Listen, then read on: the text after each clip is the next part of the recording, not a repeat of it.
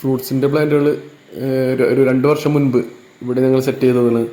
അപ്പോൾ ആ വീട്ടിലപ്പോൾ നമ്മളുള്ളത് ഇവിടെ ഒരു വ്യത്യസ്തമായ ഒരുപാട് ഇനങ്ങൾ അവിടെ വെച്ചിട്ടുണ്ട്. അതിലേതാണ്ടും ഒരുവിധം ഐറ്റംസുകൾ ഇവിടെ കായ്ച്ച് നിൽക്കുന്നുണ്ട്.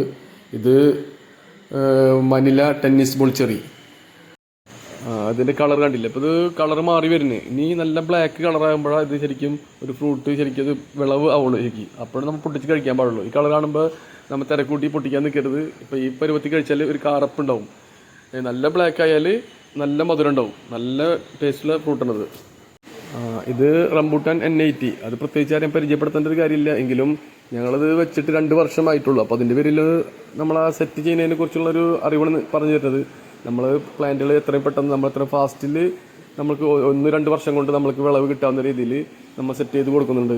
അപ്പോൾ അതിനെക്കുറിച്ചുള്ളൊരു അറിവിന് വേണ്ടിയിട്ട് നമ്മൾ ഇത് റംബൂട്ടാനെ കുറിച്ച് പറഞ്ഞത്.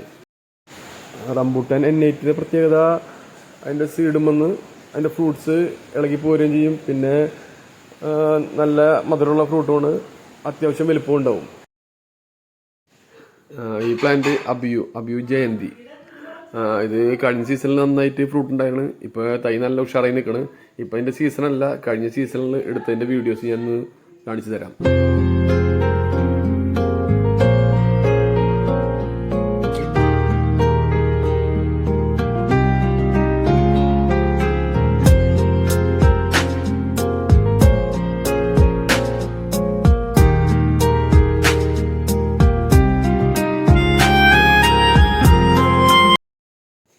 ഇത് വൈറ്റ് ഞാവല്.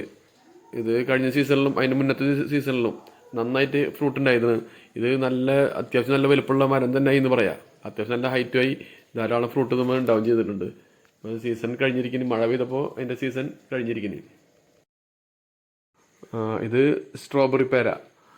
ധാരാളം ഫ്രൂട്ട് പിടിച്ചിട്ടുണ്ട്. ഇതിൽ ഞാനിപ്പോൾ ഒരെണ്ണം പൊട്ടിച്ച് കാണിക്കാം. ഇതിലും നന്നായിട്ട് കളർ വെക്കുന്നുണ്ട്. ഇതിപ്പോൾ റെഡ് കളർ ആയി വരുള്ളൂ. നല്ല റെഡാവും. ഏതാണ്ട് സ്ട്രോബെറിയുടെ കളറാവും ചെയ്യും. ഏതാണ്ട് സ്ട്രോബെറിയുടെ ഒക്കെ പോലെ തന്നെ ഒരു പുളിപ്പും മധുരം കൂടി ചേർന്നൊരു ടേസ്റ്റാണ് ഇതിനുള്ളത്.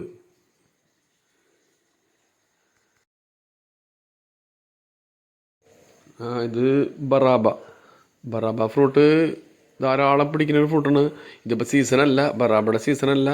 ഇത് ഇത്തവണ കുറച്ചുള്ളൂ. അത് ശരിക്കും നല്ല മഞ്ഞുകാലത്താണ് ഇത് കൂടുതലുണ്ടാവുക. ഇതിൻ്റെ ഫ്രൂട്ടിൻ്റെ ഉൾഭാഗം ഇതുപോലെ ഇരിക്കും. ഈ പ്ലാന്റ് ലിപ്പോട്ട്. ഇതിൻ്റെ ഫ്രൂട്ട് ഏതാണ്ട് ഞാവൽപ്പഴത്തിൻ്റെ ഒക്കെ ഒരു രൂപസാദൃശ്യമാണ് ഇതിനുള്ളത്. ഇത് ഇതുവരെ കായ്ച്ചിട്ടില്ല.